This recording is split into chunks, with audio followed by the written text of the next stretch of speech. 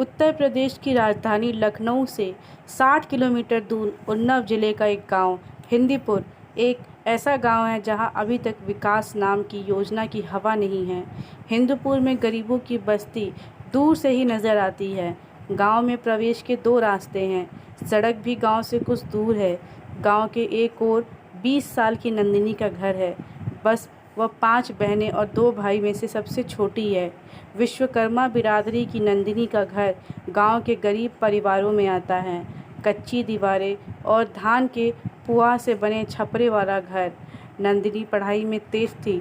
उत्तर प्रदेश में जब सपा का शासन था और मुख्यमंत्री अखिलेश यादव थे, तब उसे मेधावी छात्र के रूप में कक्षा 12 पास करने के बाद लैपटॉप उपहार में दिया गया था।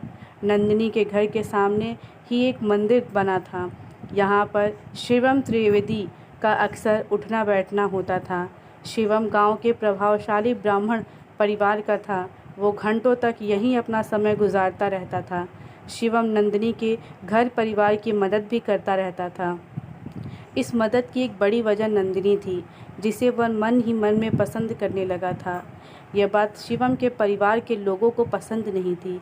जैसे जैसे गांव में शिवम और नंदिनी की दोस्ती आगे बढ़ रही थी, शिवम के परिजन उसका विरोध करने लगे थे।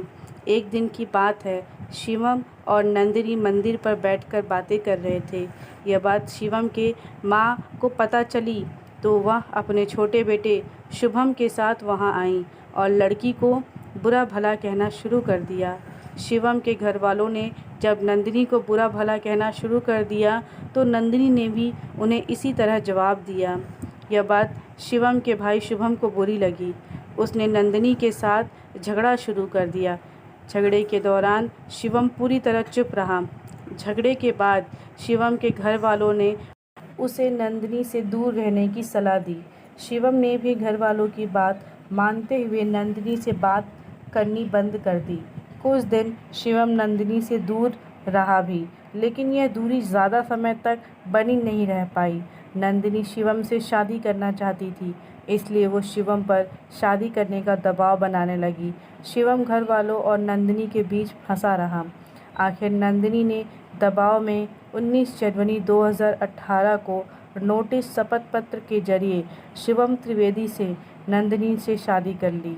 दोनों ने शादी तो कर ली, लेकिन अब उनके सामने समस्या यह थी कि गांव और घर के लोगों को अपनी शादी की बात कैसे बताएं।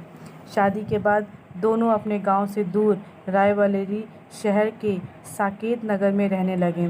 जब घर वालों को पता चला तो रायबरेली पहुंचे और उन्हें शिवम को समझाया। शिवम घर वालों के दबाव में आ गया। इसके बाद वह शादी से मुकरने लगा। बस यहीं से नंदिनी और शिवम के बीच रिश्ते बिगड़ने लगे। मामला थाने, कोर्ट कचहरी तक पहुंच गया, पर नंदिनी भी सोच लिया था कि वह अब चुप नहीं बैठेगी। उसने मामला पुलिस में ले जाने और शिवम को सज़ा दिलवाने की ठान ली। 12 सितंबर 2018 को नंदिनी रायबरेली जिले की लालगंज कोतवाली पहुंची और आप बीती सुनाकर शिवम व उसके साथियों के खिलाफ मुकदमा दर्ज करवाने की दरखास्त की, लेकिन पुलिस ने केस दर्ज नहीं किया। तब 8 दिन बाद 20 सितंबर को नंदिनी ने एएसपी रायबरेली को रजिस्टर डाक से अपनी शिकायत पत्र भेजा। इससे भी कोई सुनवाई नहीं हुई। पुलिस उसकी शिकायत पर कार्रवाई क्यों नहीं कर रही थी, यह बात वह समझ नहीं सकी। पुलिस से निराश होकर पीड़िता नंदिनी ने रायबरेली के अपर मुख्य न्यायालय मजिस्ट्रेट की कोर्ट में मुकदमा दर्ज कराने के लिए पत्र दिया। 10 जनवरी 2019 को मजिस्ट्रेट ने एफआईआर दर्ज करने का आदेश दिया। कोर्ट के आदेश के बाद पुलिस ने कोई मुकदमा नहीं उठाया। 26 फरवरी 2019 को पुलिस को कोर्ट में अवमानना का नोटिस दिया गया। तब पुलिस ने दबाव में आकर मजबूरी में 5 मार्च 2019 को मुकदमा दर्ज किया। फिर भी कोई कार्रवाई नहीं हुई तो नंदिनी ने मुख्यमंत्री से शिकायत की। फलस्वरूप 22 सितंबर को शिवम ने कोर्ट में आत्मसमर्पण कर दिया।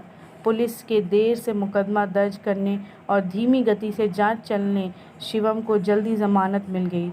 जमानत देने से पहले कोर्ट ने नंदिनी से कोई संपर्क नहीं किया। 30 नवंबर 2019 को जब शिवम जेल से छूटकर गांव पहुंचा तो उसके जेल से आने की खुशी में मिठाई बांटने लगी। नंदिनी को हैरानी हुई कि शिवम इतनी जल्दी जमानत पर जेल से बाहर कैसे आ गया। उसने अपने परिवार से ये बात बताई और कहा कि कल वो रायबरेली जाकर अपने वकील से मिलकर पता करेगी कि यह कैसे हो गया है। रायबरेली जाने के लिए नंदिनी को सुबह 5 बजे कानपुर से रायबरेली जाने वाले ट्रेन पकड़नी थी। 3 दिसंबर 2019 की सुबह नंदिनी ट्रेन पकड़ने के लिए अपने घर से निकली। घर से स्टेशन करीब 2 किलोमीटर दूर था। नंदिनी सुबह 4 बजे जब अपने घर से निकली तब जाड़े का समय था। रास्ते में अंधेरा भी था। नंदिनी के पिता ने उसे स्टेशन छोड़ने के लिए कहा तो उसने बूढ़े पिता की परेशानी को देखते हुए मना कर दिया। वह अकेले ही घर से निकल गई। गांव से स्टेशन के रास्ते में कुछ रास्ता ऐसा था जो सुनसान रहता था। इसी जगह पर नंदिनी पर मिट्टी का तेल छिड़ककर आग लगा दी गई। नंदिनी खुद को बचाने के लिए मदद के लिए दौड़ रही थी। जली हालत में खुद को बचाने के लिए नंदिनी दौड़ती तो आग और भड़क गई। उसके कपड़े जलकर उसके जिस्म पर चिपक गए थे। रास्ते में एक जगह कुछ लोग देखे तो नंदिनी वहीं गिरी पड़ी। नंदिनी के कहने पे रास्ते में मिले लोग ने डायल 112 को फ़ोन करके जानकारी दी। बुरी तरह जली नंदिनी ने वहां पहुंची पुलिस को और बाद में प्रशासन को बताया कि उसके ऊपर मिट्टी का तेल डालकर जलाने वाले शिवम और उसके साथी थे। 90% जली हालत में नंदिनी को पहले उत्तर प्रदेश की राजधानी लखनऊ में ले जाया गया, लेकिन उसकी गंभीर हालत को देखते हुए उसे दिल्ली के सफदरजंग अस्पताल रेफ़र कर दिया गया। 3 दिन जिंदा और मौत के बीच संघर्ष करने के बाद आखिर नंदिनी ने दम तोड़ दिया। पूरे इलाज के दौरान नंदिनी की बहन और मां लखनऊ से लेकर दिल्ली तक साथ रही। उन्हें उसे तिल-तिल मरते देखा। नंदिनी के पिता को दुख है कि घटना के दिन वो उसे स्टेशन तक छोड़ने नहीं गए। नंदिनी खुद अपनी लड़ाई लड़ रही थी, इसलिए वह बेटी के साथ नहीं गए। इसके पहले वह उस स्टेशन तक छोड़ने जाते थे। शिवम द्विवेदी और उसके दूसरे आरोपियों के परिवार के लोग इस घटना के संबंध में तर्क देते हुए कहते हैं कि गुनाह उनके घर वालों ने नहीं किया, उन्हें साजिश के तहत फंसाया जा रहा है। परिवार के लोग कहते हैं कि नंदिनी को जलाने की घटना जिस समय की है, उस समय उनके लड़के घरों में सो रहे थे। पुलिस ने उनको सोते समय घर में पकड़ा है।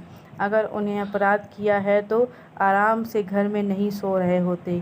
शिवम के घर वालों का कहना है कि जब नंदिनी को शिवम से मिलने पर रोक लगा दी गई थी तो उसने रेप का मुकदमा लिखाकर शिवम और उसके करीबियों को जेल भिजवाने की धमकी दी थी।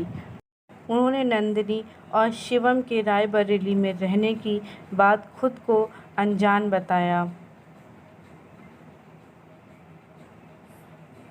आशा करता हूँ कि मेरी ये स्टोरी आपको अच्छी लगी होगी। इस आलेख को पढ़ने के लिए धन्यवाद। यदि आप लोगों के पास कोई सुझाव है तो कृपया साझा करें और किसी भी प्रश्न को पूछने के लिए स्वतंत्र महसूस करें। धन्यवाद।